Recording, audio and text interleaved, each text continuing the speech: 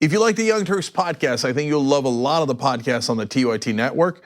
Old School, it's one of my favorites, one of the favorites for a lot of the listeners. Please check that out, subscribe, share it. That makes a big difference, and give it a 5-star rating. Thank you. What's up? Welcome to the Young Turks. I'm Ana Kasparian. Cenk is away today, but John Iadarola, my trusty co-host, is here. Even better. Yes, it actually is. He's not watching. I'm looking forward to it. I am too. He is not watching, he's doing some other stuff, but we have a lot of good news stories to share with you guys today. We're probably gonna get to every single one of them, which makes me super excited. So we're gonna give you all the details in regard to Pete Buttigieg's time working for McKinsey, which is a consulting firm. There is more information that he was pressured to share with the public, and we are gonna give you those details and more. That's later in the show though. But first we're gonna start off with me saying that I was right about, no, but it's true. About what? It's a giant injustice that Cenk isn't here for this first story we're gonna do, because we had a disagreement about Pelosi's decision to announce the trade deal. Really fast. I later on will say that I was right about something, but you have to stay tuned to find out what topic it was on. Oh, okay. That's a much better tease than the one I gave the audience. All right, but with that said, I think you just passed me with that, though.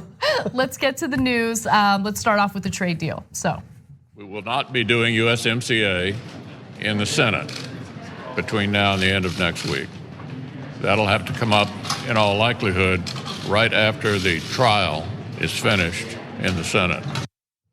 Yes, the latest devastating example of Democratic incompetence is Nancy Pelosi making the ridiculous decision to announce that the Democrats had struck a deal with the Trump administration on his USMCA trade agreement. And the reason why that was a problem is because she announced it on the same day Democrats announced articles of impeachment against Donald Trump. Now, as always, Democrats allow Republicans and the Trump administration to set the framing of every type of debate, every type of discussion, every type of political issue, and this is no exception. So there was a tremendous amount of pressure by Republicans for Democratic leadership to show that they could focus on impeachment, but also focus on legislating.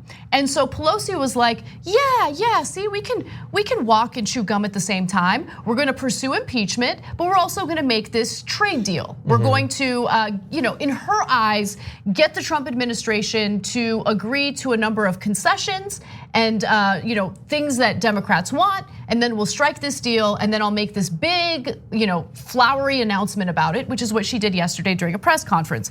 Well, now Mitch McConnell is saying, we're not gonna vote on it until after the impeachment trial. So it's all about optics, right? Because this was a way for Republicans to get what they wanted without helping Democrats with the optics that they're hoping for. Because what they wanted to ensure is that, hey, we want American voters to understand that we are still legislating, right? And here's an example, we're negotiating, we are holding the Trump administration accountable. But in reality, what Republicans are gonna keep doing, and they're better at messaging than Democrats are, is they're gonna keep harping on how the impeachment was a waste of time, a waste of resources. They didn't find any wrongdoing by Donald Trump. And of course, we know that's untrue, but it doesn't matter. It's all about optics, it's all about how they play this, it's all about messaging. And so again, here's Mitch McConnell saying, we're not gonna vote on it until after the impeachment trial. Here are the facts on Shifty Schiff. This honest guy makes up my statements. He said, the president of Ukraine repeatedly declared that there was no pressure, but he didn't want to say that. We said, say it, you crooked bastard, say it. After years of waiting, many years, many decades, they've been looking for this. And then we got it done, and we've been waiting for a long time for Nancy Pelosi to announce USMCA. And she did it on the same day that they announced that they are going to impeach the 45th president of the United States, and your favorite president, I think. They announce impeachment, and then an hour later. So I show you that video, and it's from Trump's rally in Pennsylvania, because this is exactly what I knew the Trump administration was gonna do. They were going to exploit, in my opinion, the Democrats' concession in their political ads, in the rallies. They're gonna help Trump in his re-election campaign. And understand, this this trade agreement was something that he was hyper focused on accomplishing for his re-election campaign, and Nancy Pelosi helped him out. And so, look, I'm not the only one saying this.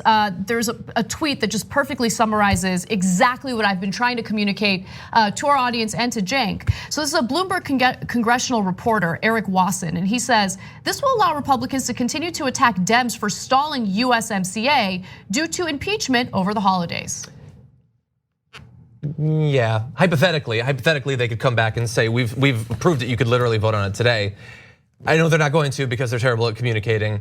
I think I agree with you on the specific way it was rolled out, the specific timing it was rolled out. It should, in a perfect world, in a rational world where optics wasn't everything, it shouldn't matter. Hypothetically, you could move to impeach the president and move forward on an important piece of legislation on the same day, because the president is an important person in this country, but he is not everything. And hypothetically, if it was a good bill, it matters for, like your constituents and all of that.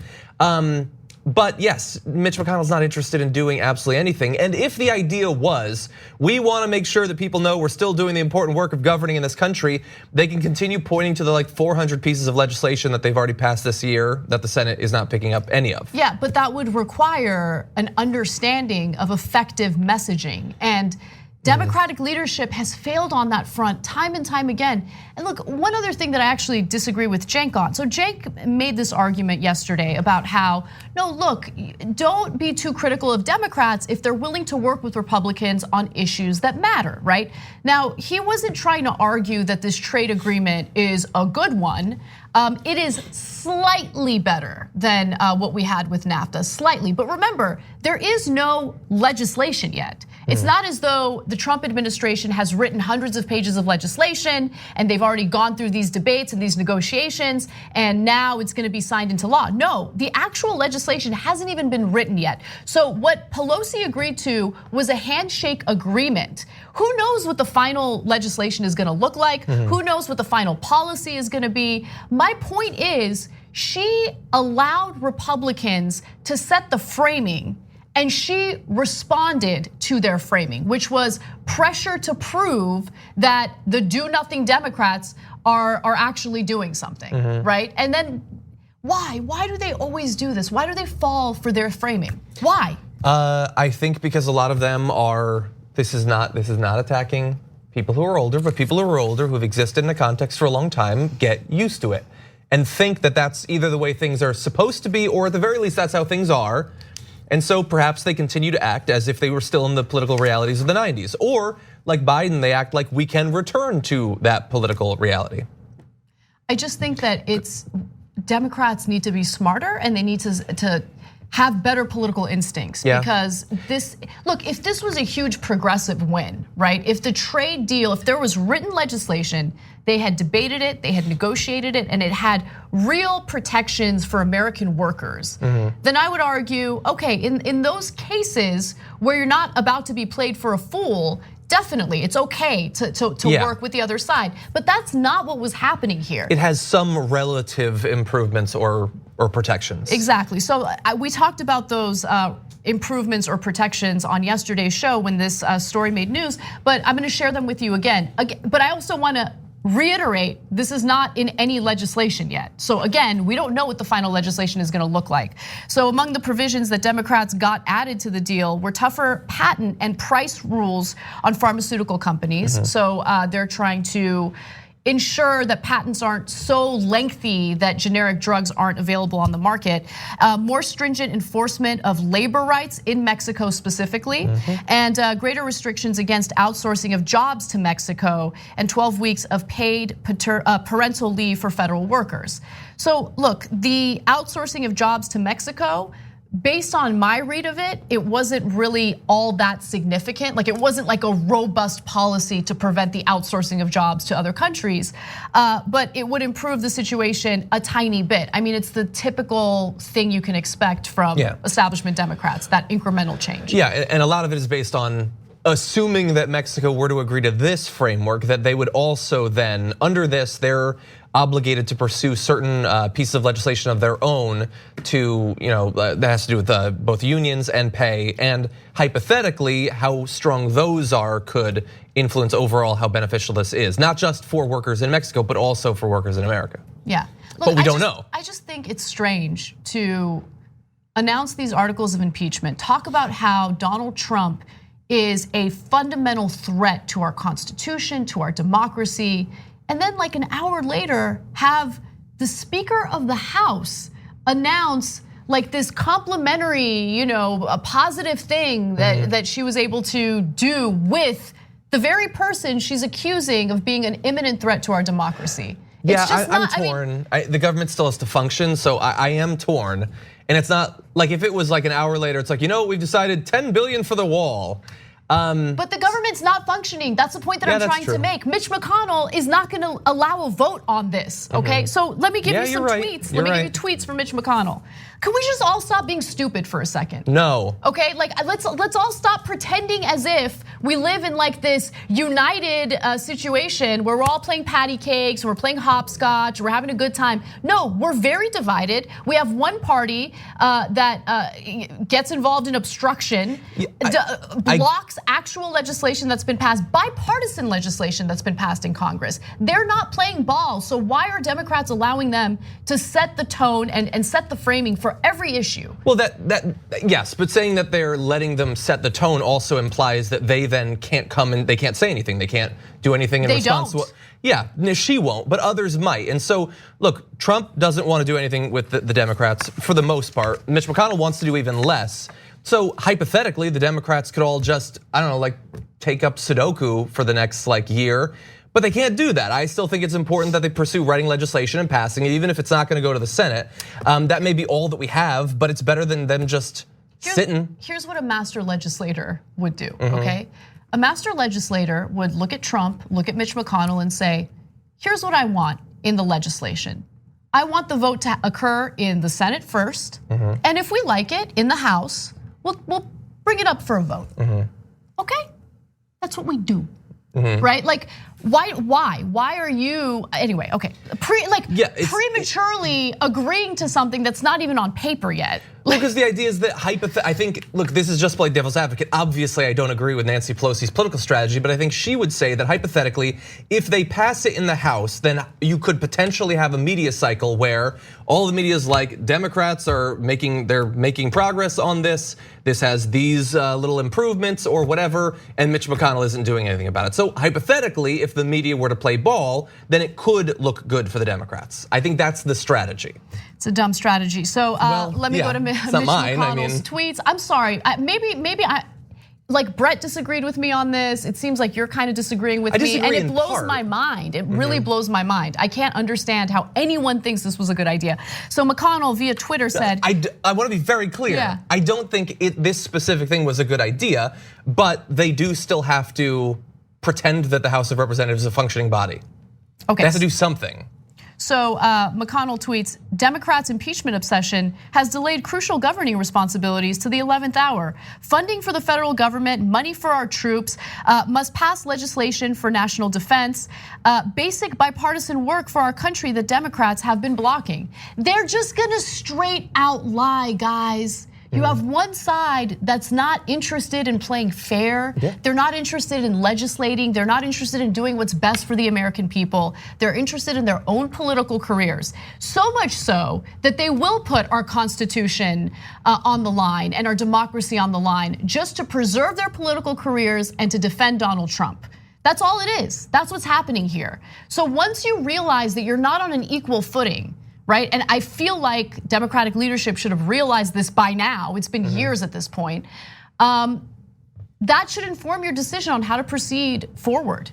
Don't give Donald Trump a win, especially when we're in the middle of an election. Yeah. Anyway. we can't go on forever. I think that we're jumbling up a few things in this, like the idea of him getting a win versus the particular way that they rolled it out versus how their strategy could have gone forward. I mean, we could agree or disagree on several different things there, I think. Like, I'm not overall convinced that the Democrats shouldn't do anything in terms of legislation that could hypothetically be pitched as a win for the president. I'm not saying that either. They have worked on legislation, as we mentioned earlier in the story, hundreds of bills that they've passed, many of which were actually bipartisan bills, and they're getting blocked in the Senate, right? They're getting blocked in the Senate for political reasons, right? 100%, so if you know that that's the type of person Senate Majority Leader Mitch McConnell is, well then you gotta use that information to inform your decision on how to proceed. Yeah. That's all I'm saying. Yeah, and well, what I would do is I would be less focused on press conferences and things like that. I think they could be part of it, but I would say, especially with Mitch McConnell up for re-election and polling really badly, I would use that in the advertisements targeting him and make him desperate for a win in anticipation of his election day. All right, let's go ahead and move on to our next story. So, well, let's go to my one shot real quick. All right. Politico is reporting that there is some serious drama in the White House among Donald Trump's health policy aides. That means that it's time for As the White House Turns.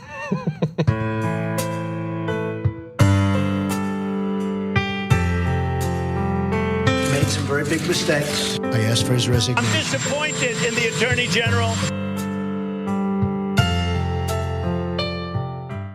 All right, so what's going on within Trump's administration? Apparently there is some sort of fight happening between two officials, Secretary of Health and Human Services, Alex Azar, and Centers for Medicine and Medicaid Services Administrator, Seema Verma.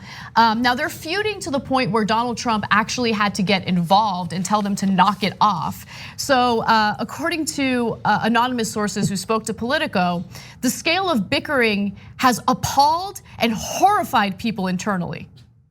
Okay. This is a White House official in this White House. Yes. They're appalled. They're appalled, which is saying something, right? I mean, there's appalling activity happening within the White House every single day. But apparently the feuding between these two health officials is so significant that even they're concerned about it. So as I mentioned, Trump has gotten involved and he thinks it's going too far. And according to Politico, already Trump told Azar and Verma to knock it off and get along, to no avail, said two senior administration officials. In fact, one White House source was quoted as saying, "What an effing soap opera. This does not help either of them." So there are rumors that they're both likely to be let go if they don't work things out immediately. But what are they fighting about? What's the big issue? First, let me preface this by saying that they're both terrible people, okay? And I'm gonna show you why in just a minute. But the two have clashed over matters small and large, according to Politico, including policy issues such as the president's desire to lower drug prices, seen as a key talking point for his re-election campaign. Azar has come under fire for cutting Verma out of the department's decision-making and attempting to block her access to the president and a high-profile event related to a Medicare executive order. The health secretary blocked Verma from traveling with Trump on Air Force One in October for the unveiling of a Medicare executive order in Florida, according to a half dozen officials with knowledge of the multi-day episode. Verma was only allowed aboard the plane after the White House intervened. Now, Azar is known for his fierce temper, dubbed by a senior administration official as the Purple Rage because of his face color when he becomes angry. Is there any chance that we have a photo of him? I don't think we have B-roll of. Yeah, good job announcing that in real time. Oh, there we go. Yeah, we do. Okay, so he's the guy with such a fierce temper. They call it the Purple Rage, like a barbarian, like a Viking warrior. The rage just overcomes him and he fights for what he believes. You little weenie. Stop. What? I read everything I could about this feud and I still couldn't tell you what they actually disagree on. To be honest with you, the way that I've read this, and you're right, I mean, they don't talk about a policy disagreement because they both. It's something about lowering drug prices. Right. Does he want to do it more, faster, broader, different? I have no idea, and I doubt they do either. It's politics, and I have a feeling this is more about a power struggle within the administration. Even though they have two different jobs, it seems like a power struggle. I mean, look, why is Azar blocking her from access to Donald Trump? It's a power struggle. That's what this is. I mean, the same thing that you could expect at any other highly politicized work environment, it's happening within the White House. Yes, but I think even more so in this one. What we have is like one of the characteristics of like a tin pot dictatorship. It's like personal access to the president, in particular one who is so simple-minded and has such a short attention span that we've known for a long time. Whoever the last person he talked to, he tends to go with and believe, then of course you want to block her from having access to him. She'll say something about drug prices. He'll have no idea what she's going with, but she'll say it forcefully and he'll think she's smart. So he wants to stop that from happening. If the president had a coherent ideology and an actual map to how he wants to get to his preferred policies, then he would hire experts and they would go off and they would do their work.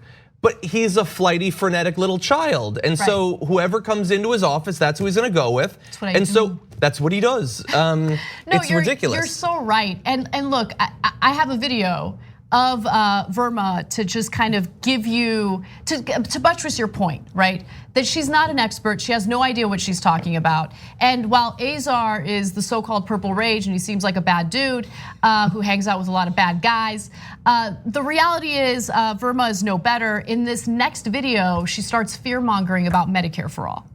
I'm always very concerned that we're hearing conversations about more government, more Medicare for all. I think those kinds of things are very scary to me because we see the day-to-day problems with the government-run system. You know, we have a very talented team at CMS and we can see sometimes what needs to get done, but we can't do that because some of the antiquated laws and special interest groups, don't want to make those changes. I think we just talked about drug pricing and the Part B program is a great example of that. The government says we're going to pay the average sales price. So a lot of the problems that we have in healthcare are rooted in government policy. What? I mean, none of that made sense. The only thing that did make sense, she had like a moment of clarity where she mentioned the involvement of special interest groups. And those special interest groups are private healthcare insurers, pharmaceutical companies that are looking out for their bottom line and they have no interest in a policy like Medicare for all. Like, I like how she's like, we here at the government really want to lower drug prices, but Medicare for all gives too much power to the government. We wouldn't be able to lower what? Yeah. It was better word salad than Trump. It showed a better understanding of the content and the English language than Trump can. But when she's saying, when we hear that they want more Medicare for all, what do you mean more Medicare for all? It's a policy, it's not something you fill a basket with. What are you talking about? And then she says, well, I just worry about government involvement. Government's pretty incompetent. You're the government, you're in charge of it. You're saying that you're incompetent. And the special interest, she said, won't make those changes. They're not in charge. Yeah, you're in charge. Yeah, the special interests that are standing in your way are the very people who would be negatively impacted financially by a Medicare for all system that would do away with the middlemen and the administrative costs that are associated with private insurers that we're dealing with today. But look, I don't want to get too lost in a Medicare for all discussion. We're actually going to talk about that a little more later in the show. But I do want to give you more of who she is because Verma, while she has a huge issue with government involvement, really loves taxpayers basically covering her ridiculous costs, right? Yeah. So this was a story that broke earlier this week, but we didn't get to it. So Verma's not so innocent. She tried to have taxpayers reimburse her for $47,000 worth of property stolen during a work trip. Verma also has come under fire for spending millions of dollars on contracts for Republican communications consultants whose jobs entailed boosting her public profile. Do we know? I think I know the answer to this, but that's taxpayer dollars? Yes. For the consultants? Yes, she wants taxpayers to pay for consultants who help her out with her career. Well, I think you want to have a PR person, a stylist. Wait, what? Why are they having communications reps for themselves? For the agency, okay, I can understand that. No, it's ridiculous. I mean, they're the definition of government waste. So they will turn around and tell the American people, we're not gonna do anything for you when it comes to lowering drug prices. We're not gonna help you out when it comes to healthcare in America. We're not gonna even attempt to fix a broken system. We don't want government to get involved, right? We wanna make sure that we don't spend too much money. But then they'll turn around and expect taxpayers to foot the bill for their little PR stunts. Yeah, it's for her. It's PR stunts and jewelry that she might or might not have had stolen. That might or might not have actually cost $47,000 for price. It was the tactical cargo pants that he wanted to spend a bunch of money on, and he wanted taxpayers to pay for him to be shuttled around so he could buy hand lotion. All of these sound ridiculous, but they really live it up when they're in charge. These people who are worried about government waste. Definitely. We mentioned Purple Rage and hand lotion in the same story. I just want to put that out there. And just something to think about as we go to break. When we come back, we will discuss how Donald Trump is threatening public colleges with federal funds. And the reason that he's giving is particularly ironic. So come right back. We need to talk about a relatively new show called the Republic, or UNFTR. As a Young Turks fan, you already know that the government, the media, and corporations are constantly peddling lies that serve the interests of the rich and powerful. But now there's a podcast dedicated to unraveling those lies, debunking the conventional wisdom. In each episode of the Republic, or UNFTR, the host delves into a different historical episode or topic that's generally misunderstood or purposely obfuscated by the so-called powers that be, featuring in-depth research, razor-sharp commentary, and just the right amount of vulgarity. The UNFTR podcast takes a sledgehammer to what you thought you knew about some of the nation's most sacred historical cows. But don't just take my word for it. The New York Times described UNFTR as consistently compelling and educational, aiming to challenge conventional wisdom and upend the historical narratives that were taught in school. For as the great philosopher Yoda once put it, you must unlearn what you have learned. And that's true whether you're in Jedi training or you're uprooting and exposing all the propaganda and disinformation you've been fed over the course of your lifetime. So search for UNFTR in your podcast app today and get ready to get informed, angered, and entertained all at the same time.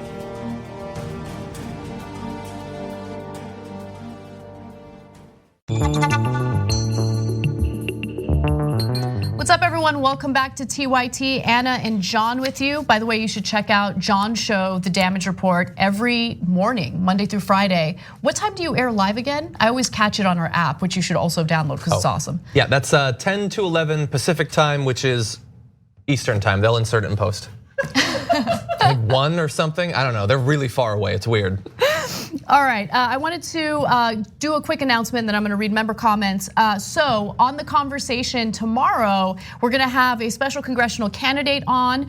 He is running for California's 25th district, and we are gonna spend the entirety of the first half hour of the conversation to discuss his congressional run. His name is Cenk Uygur. You might be familiar with him. I thought you weren't gonna say it at first. And he's appearing as a guest, not as a personality, a host, producer, none of that. He's strictly on as a guest to talk about his congressional race when he does that. Awesome. And you know I'll ask him tough questions, even though he is my boss. Now, I want to see an Anna eviscerates Cenk title later. You should watch the live show. I do it every day. All right, so tune in tomorrow at 8 p.m. Eastern time, 5 p.m. Pacific, to catch Cenk Uygur, congressional candidate for California's 25th district, live. It'll be good. Again, it'll be tomorrow, tyt.com/live. All right, let's get to the comments. Lots of good member comments today. Dr. Chaos MD says serial bungling is the brand of Dem leadership, and they're really effective at staying on brand. Look, and I think there are some people in the progressive community who will preemptively criticize Democrats and maybe unfairly, but I think in this case that's not what's happening. I think that they miscalculated what they're doing, and it was a bad play. We should have a different speaker. Zeke says, I totally agree with that. Zeke says, I knew I should have made a bet. I said to my partner yesterday that Trump will cut out of the USMCA due to impeachment. Make no mistake, Trump is behind this. He just asked McConnell to be his surrogate so he looks less childish. Okay, it's an interesting theory, but I agree with the overall message here. And then I like this handle. Groove and Granny says, I think Pelosi could be setting a trap. Imagine the ad saying McConnell refused to pass anything except tax cuts for the rich. Okay, so I hope you're right. I hope you're right and I'm wrong, but that would require effective and aggressive messaging from Democratic leadership. And if you look at their track record, they haven't been so great with that. Yeah, I mean, it's an ad that's kind of dishonest, so you probably can't get it on TV, only on Facebook. But you could do an ad that's just a bunch of videos of Trump saying, we need this trade deal, we need this trade deal, it's gotta happen. And then you just have McConnell saying, no, I'm not doing that anytime soon. And then you run that in his state. Yeah. Turn off some of those Republican voters. It's not even hard, guys, that's the thing. Like, good messaging isn't even hard. I don't know why Pelosi has such a difficult time with it, but it is what it is. We'll update you on that story as we find out what happens. All right, so let's move on to our next story. Donald Trump, who just this week made headlines after giving an anti-Semitic speech in front of members of the Jewish community, has decided that he's gonna sign an executive order threatening colleges by saying that they would take away federal funding to these colleges if there's anti-Semitism on the campuses or in the curriculum. So fascinating, what does this mean?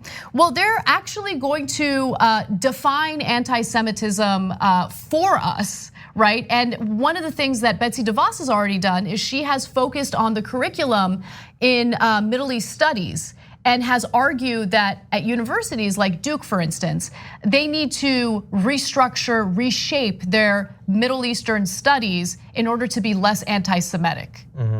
I mean, you know where this is going. Okay, so let me give you more details. The order would empower the Department of Education to potentially withhold funding from campuses for insufficient action on anti-Semitism if they fail to combat anti-Israel rhetoric. Wait, but that doesn't sound like the same thing. It sounds like the beginning of the sentence doesn't match up with the end of the sentence. This woman. There must be a typo in that graphic. This woman who thinks it's totally fine for universities to ignore and refuse to investigate instances of sexual assault and rape on campuses is now saying, if you don't do enough to hit people back at their interpretation or their perspective on the Israeli government, well, then we're gonna pull your federal funds. Okay, so let me give you more. No, this is crazy. I mean, this is more of what we saw in Congress with the resolution to condemn BDS, right? Now, you can disagree with BDS as a movement or as a tactic to hold the Israeli government accountable, but we live in a country that's supposed to celebrate freedom of speech, and that is nonviolent political speech. To have members of Congress vote in favor of that resolution is disgraceful, and now what we're seeing in the executive branch in the form of this executive order is even more disgraceful. Yeah, it's just, it's insane that passed. I mean, you have freedom of speech, you also, it's not specifically laid out, but you have freedom of economic activity. You're not obligated to purchase any service or good.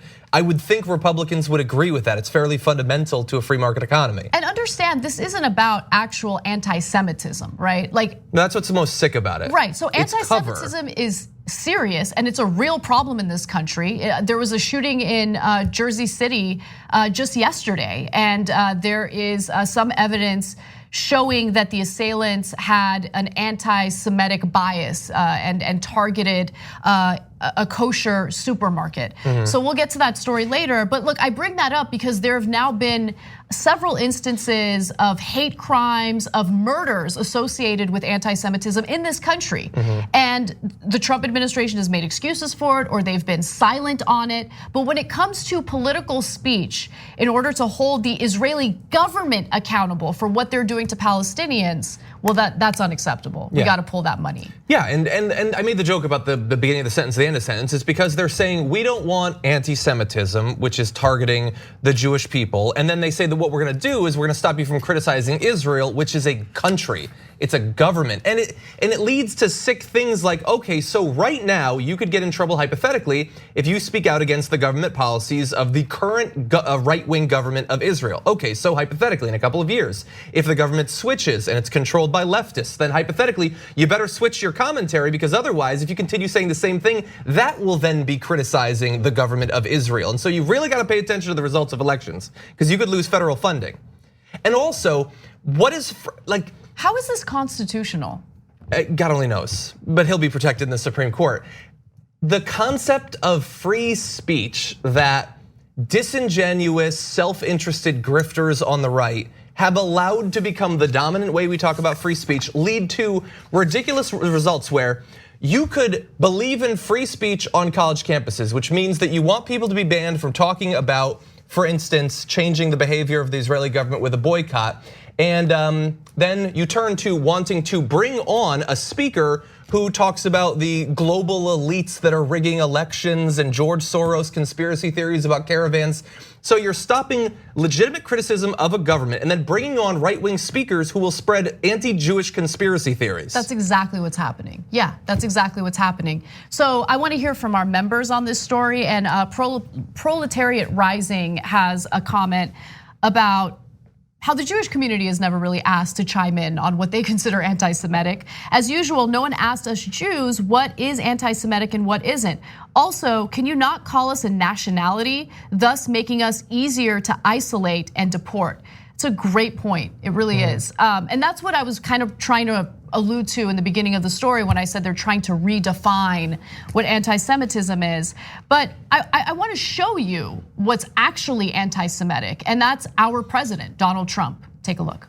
I'm a negotiator like you folks. We're negotiators. Do you want to renegotiate deals? Some of us renegotiate deals. A lot of you are in the real estate business because I know you very well. You're brutal killers. Not nice people at all, but you have to vote for them. You have no choice. You're not going to vote for Pocahontas. I would say about 99.9. Is there anybody that doesn't renegotiate deals in this room? You're not going to vote for the wealth tax. Yeah, let's take 100% of your wealth away. No. This room negotiates. I want to renegotiate this room. Even if you don't like me, some of you don't. Some of you I don't like at all, actually. Perhaps more than any room I've ever spoken to. Maybe more. It's okay. And you're going to be my biggest supporters because you'll be out of business in about 15 minutes if they get it. I stood with Prime Minister Netanyahu. I stood with your Prime Minister at the White House. I think any Jewish people that vote for a Democrat, I think it shows either a total lack of knowledge or great disloyalty. For those who control the levers of power in Washington and for the global special interest, they partner with these people. In my opinion, you vote for a Democrat, you're being very disloyal to Jewish people and you're being very disloyal to Israel. Over and over and over again, you see Donald Trump either spout anti-Semitic remarks himself or provide cover for anti-Semitic hate crimes in this country. That's who Donald Trump is. And for him to turn around and threaten universities, to go in and tell universities how to conduct their curriculum as if the Trump administration has even an ounce of intelligence or intellectual curiosity or intellect overall to chime in on curriculum. I mean, it's the most ridiculous thing imaginable. And this is nothing more than the Trump administration's attempt to pander to the far right in this country, to pander to those who want to see education dismantled in this country, and who want to see him pander to Netanyahu, who has been incredibly brutal to the Palestinian people in the West Bank and Gaza Strip. Yeah, it's sick. It's this anti-Semitic slur, basically, the concept of dual loyalty.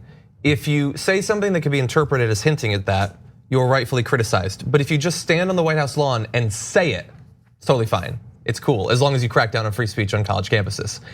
It's really bizarre. I mean, it also, I don't think it works. He believes that he can use these sorts of blanket statements about the Jewish people and that will convince them to vote for him.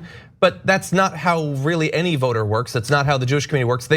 They are independent people who look at the policies, they have ideologies, a wide range, and we can look at over time their political activity. Right. He thinks he can sort of like twist their arm into supporting him. I don't even think he's looking to earn their support. And you're absolutely right. If you look at polling, and not just during the Trump administration, just historically in America, the Jewish American community overwhelmingly supports Democratic candidates. But what he's doing here is he's providing more of what his evangelical supporters want. And Cenk has talked about this and what the ridiculous mythology is behind, Judeo-Christianity and all that. But nonetheless, he has this tendency to go after education, right? And so he is taking a very real problem in this country and twisting it as an excuse to target and dismantle education in this country. And one more comment from our members. By the way, if you're a member, I wanna include you in the conversation, so thank you for leaving your comments. Megan E says, I mean, by calling Jewish people a nationality, aren't they basically saying American Jewish people aren't Americans? 100%. I feel like there was a leader that did that. That is exactly what they're saying. And that's why when this was initially announced, I saw on Twitter, people, a lot of them in media I was seeing, are just saying, no, my nationality is I'm American. That's what I am. I have a religion and I have my nationality. Right. They're not the same. How dare you say that you get to decide what nation I belong to? Exactly. So thank you for sharing your comments.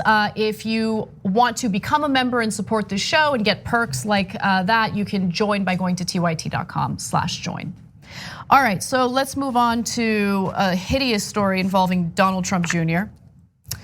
Donald Trump Jr. prides himself on being a terrible person. And one example of that is how he likes to go to various countries and hunt exotic animals. Now, I know this is a very touchy issue for some people who like hunting, but keep in mind, in this particular case that we're about to talk about, and this was revealed by journalists at ProPublica, he shot an endangered and rare animal. Here are the details.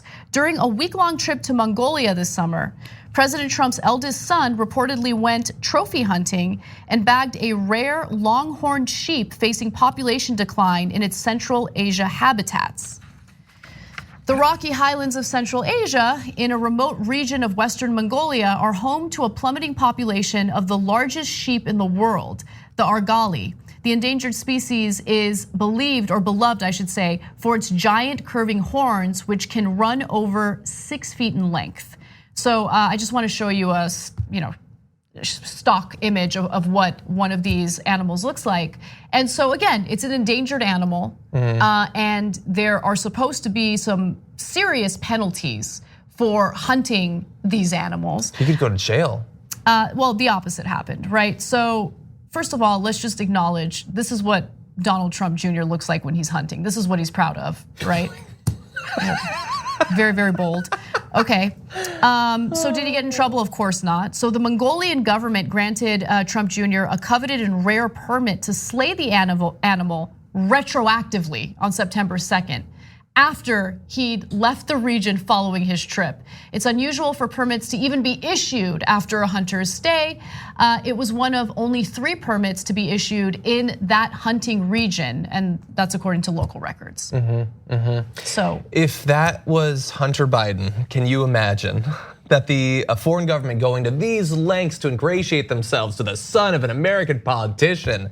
And I don't want to take issue with the particular word choice of one outlet, but Vice saying he bagged an Argali. No, he didn't bag an Argali. He didn't stalk it across the prairie for weeks and then hide by smearing mud on his face to camouflage. He was taken by a couple of guides to a place where he could use a high-profile rifle to blow its head off. That's what he did. He executed an Argali. He's not a hunter. I understand that there are some people who believe that all hunting is wrong. That's fine. Growing up, my father was a hunter. My father used a bow and he hunted deer. It was difficult, and when he got one, he ate it. Of course, that's what he did. Used a bow. Of course, yeah, he didn't get a high-powered rifle and then get taken to a particular spot, and the guy probably steadied his arms for him. No, but if there were a pop quiz, a TYT pop quiz, and the question was, whose father at TYT used a bow and arrow to go hunting? It would be your dad. Maybe, Yeah. maybe. But he did that. That's hunting. Yeah. And we're not gonna get into the specifics. There's skill involved there are areas in it, where there are way too many deer. They need to be killed anyway, so they're gonna be killed one way or another. So hunter kills them and eats them. It's more productive. But anyway, this, like the fact that the lingering remnants of these amazing, unique species exist almost solely these days so that wealthy people can go and feel cool for a day because they got to blast a hole in its side. It's sick. It's making a mockery of the decreasing biodiversity that we're experiencing across the world. But also it shows you, again, and this is a reoccurring theme, that there are two different justices, right, or justice systems, whether it's domestically or internationally. Now, in the case of Mongolia, if some random person, if let's say you decided to show up with a bow and arrow and you decided to kill this animal, you think that they would retroactively grant you a permit? I doubt it. Doubt it, right? You have no power. You work here, right? But needless dig. But look, this isn't the first time that a political decision was made by officials in Mongolia. In fact, the process of argali hunting permits is all political. There you have a major Republican donor and oil executive. His name is Kevin Small. And he also was, he did the same thing, and he got the same pass. Look, I guess I barely even blame the Mongolian government. It's a rare resource that they have. They need the resources. They certainly need an in to American politicians and business interests, so they're going to use it. I have way more of an issue with the individuals that feel like this is a worthy use of their time. Yeah, definitely. All right. Pet the argali, honestly. Sneak up on it and pet it. And if it bashes you with its 6-foot horns, well, you'll have proven how much of a man you were by getting that close to it. There's nothing, this isn't 500 years ago. Hunting isn't what it was. It just sounds to me that some of these guys are a little insecure about their purple rage. So seriously, every post on Instagram like this, that's like bragging that, like, hey, someone brought me like a little kid and put me in the right spot and said, hey, hit that one, and I did it. It should just be mocking comments from now on until they are so shamed that they will never post about their exotic hunts again. All right, we got to go to break, but before we do so, I just want to make a quick announcement. So for our members, we put together all sorts of specials and exclusive members-only content. One of our favorite exclusive members-only shows we put together is called Hostmates. It's a game show, and this year it was the OGs versus newbies. Okay, so there you see all the different teams matched up, and we are actually going to go to break by showing you a little teaser of Hostmates Season 2. Now, if you're a member, it will be available for you on December 27th at 8 p.m. Eastern time, so that's when you can watch the full thing. But if you're not a member, please join. Not only do you get these awesome specials and exclusive content, you also help to support this show. We want to be accountable to you, our audience. So thank you for all the members who have supported us. You have no idea how much we appreciate. At TYT, we frequently talk about all the ways that big tech companies are taking control of our online lives, constantly monitoring us and storing and selling our data. But that doesn't mean we have to let them. It's possible to stay anonymous online and hide your data from the prying eyes of big tech. And one of the best ways is with ExpressVPN. ExpressVPN hides your IP address, making your activity more difficult to trace and sell to advertisers. ExpressVPN also encrypts 100% of your network data to protect you from eavesdroppers and cyber criminals. And it's also easy to install. A single mouse click protects all your devices. But listen, guys, this is important. ExpressVPN is rated #1 by CNET and Wired magazine. So take back control of your life online and secure your data with a top VPN solution available, ExpressVPN. And if you go to expressvpn.com/TYT, you can get 3 extra months for free with this exclusive link just for TYT fans. That's expressvpn.com/TYT. Check it out today. Appreciate it. We hope you're enjoying this free clip from the Young Turks. If you want to get the whole show and more exclusive content while supporting independent media, become a member at tyt.com/join today. In the meantime, enjoy this free segment. Welcome back to TYT, Anna and John with you. So the Postmates tease that you guys saw during the break was edited by our very own Mary Ignatova. She's an awesome editor. She did a great job with that. And I love how it was like emotional. The music was perfect. I know, and then you get that middle finger by Jesus, which was great. All right, a few super chat comments. Ariel writes in and says, it needs to be emphasized that Trump has been attacking the Democrats for not moving on the USMCA for months. If they were going to agree with it, they should have picked a better time. Anna is right. Thank you. He swayed me, I'm with you. All right, Progressive Life. Bernie should call out Buttigieg at the next Democratic debate, yes. For writing an article in 2000 praising Bernie and criticizing politicians like the one Buttigieg has become. That's true. Apparently, I don't know if it was on Instagram stories, I don't know exactly where, but Bernie did call out Buttigieg on something recently. I think it was today, actually. So that's not something he generally does. You're right. So maybe we're seeing a bit of a shift. Sanders is very measured in his snipes. Right? Yeah, they're reactive, that's it. He doesn't like attack people of his own volition. No, he doesn't like go out of his way to qualify for the debate stage only to attack others. You know, like, but no, but to be fair, I actually think that's useful. Of course, yeah. Very useful. Okay, so let me read a few TYT lives. I'm not ignoring you guys. The mathematician says, why is it so completely unsurprising that Trump's son's hobby is slaughtering endangered species, getting away with it, and then laughing at the peasants on Facebook about it? It's the American plutocracy in a nutshell, this story. Can I say something crazy? This is crazy. Pay attention, Mediaite. How many of you really believe, now this is crazy, how many of you really believe that if somewhere in the world you could pay to hunt humans, there wouldn't be prominent Republicans doing it? Okay, let's not give anyone any ideas. Yeah, that's really scary. Do you really believe, are you sure that they wouldn't? That Don Jr. wouldn't be like, wouldn't get drunk one day and boast, but I could hunt down a person. I guarantee they would. I mean, they've certainly supported people who do, right? All right, and then by the way, they're doing that right now in Yemen. Yeah. I mean, they do it in their own way. That's true, yeah, but Don Jr. never wants to go in the military or anything. Oh, of course, yeah. And then finally, Razor, the Israeli government lobby are trying to make any criticism of Israel of Israel's treatment of Palestinians and as anti-Semitic. It's a disgrace. Criticizing Israel's treatment of the Palestinians is based on Israel's behavior and is not a criticism of Jewish religion. I totally agree with you, right? Look, we hold every other government accountable when there's wrongdoing. And so this is not a commentary on Jewish people or the people of Israel. It's strictly about policy by the Israeli government. So, and by the way, there's gonna be an amazing demonstration of that in the event finally when you see a shift in government policy there. Suddenly, there will be more support from the left, broadly defined, for Israeli government policy when they actually change. And it'll be weird because they will be just as Jewish as the right wingers they replaced. Yeah. All right, well, let's move on. By the way, I mean, just to prove it's all about policy, I mean, our favorite candidate, the person who I endorsed on this show, is Jewish. I mean, like it's convenient cover. I guess, yeah, some of my best friends. Anyway, let's move on. So, Tucker Carlson, who is a disgraceful racist who's given a giant platform on Fox News, along with other disgraceful racists, brought on one other racist. He's the editor of the Conservative City Journal, and if you haven't heard of it, don't blame yourself, most people haven't. He comes on the show and they're having a discussion about Representative Alexandria Ocasio-Cortez's district. That's the 14th district in New York. And what they wanted to do was draw attention to how filthy that district allegedly is.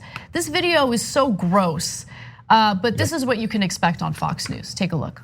We sent a camera to Ocasio-Cortez's congressional district and found that, you won't be surprised to hear, it is filled with garbage, litter and trash piled in public parks, on the sidewalks that have been overtaken by the homeless, etc., etc., etc. How can someone who claims to care about the environment so much he's going to ban air travel represent a district this dirty? That's a question we're posing tonight to Seth Barron. He's an editor at City Journal, and he joins us tonight. So Seth, we're connoisseurs of irony on the show, but if you claim to care about the environment You think that the little piece of America you're responsible for, that you represent in the Congress, would be clean, but hers isn't. Why? Well, part of the reason is because her district is actually one of the least American districts in the country. And by that, I don't mean that it's not part of America, but it's occupied by relatively few American citizens. A very high percentage of her district is, in fact, illegal aliens. Now, the way they inhabit housing there is such that they live in a lot of illegal spaces, like basements, and many people live there. So they wind up producing a lot of garbage that the landlords don't want thrown out normally. So hence you wind up with a lot of garbage on the streets. You have illegal food vendors pouring their pig grease into the gutters. Yeah, I mean, I worked out there. It can be a little gross. So let's obviously talk about facts to debunk the nonsense that disgusting person is spewing. So first off, there is absolutely no evidence to indicate that the majority of people living in that district are undocumented immigrants. He has no idea. No idea, right? What percentage, how many, he has no idea whatsoever. And look, he was brought on to the show specifically to say what he said, right? And Tucker Carlson knows what he's doing, right? It's all about doing what it takes to lead to like a visceral reaction, like the reaction of disgust when it comes to immigrants. That's what they're trying to do here. So first off, what's the actual data about that district?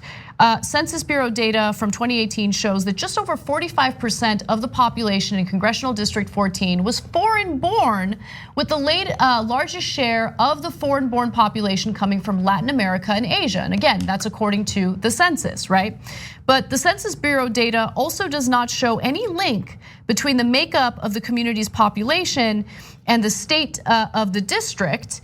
And there is no indication that the foreign-born individuals, or the majority of the foreign-born individuals in that district, are undocumented immigrants. There's no evidence to show that. In fact, I would argue that district has quite a few Puerto Ricans living there. And so Puerto Ricans are Americans, right? But they won't mention that. They have no idea. Foreign-born does not mean undocumented. It doesn't mean not a citizen.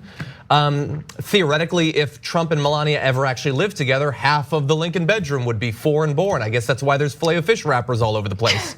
That must be why, right?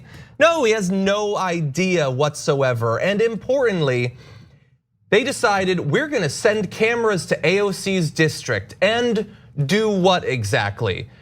Film every street and see what percentage had trash on it? Or more likely, go and find literally any trash they can find. Well, okay. Did they go to other districts and see how it compares to Republican districts? No. Here's what they did. They gave a guy a camera and they said, go find me trash. I can do that literally anywhere. I can do that in the kitchen in a couple minutes if you'll wait. That's not hard to do. It's not scientific. It's New York. There's trash on the sidewalks in every district. That's what New York does. That's what they do. And it's not, like that's how it works. People take their trash in bags outside on the sidewalk and it gets picked up, right? Am I wrong? I've seen it all over New York, including the ritzy areas.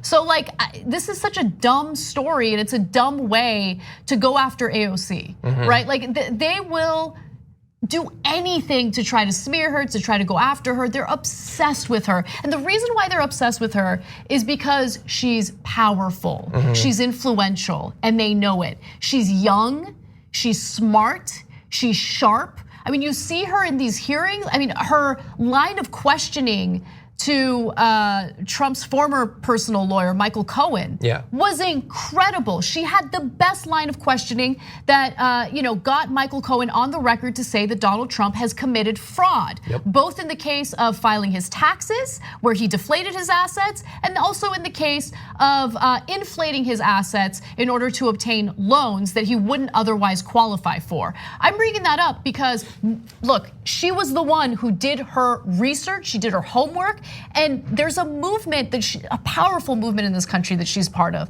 They're afraid of her. And so even though this story is just swimming with xenophobia and racism and hate, understand that the underlying issue that's getting under their skin is that progressives are slowly but surely becoming more powerful in this country. And that's something to be proud of. Yeah, everything you said about AOC is true, but her office is messy, so I don't trust her.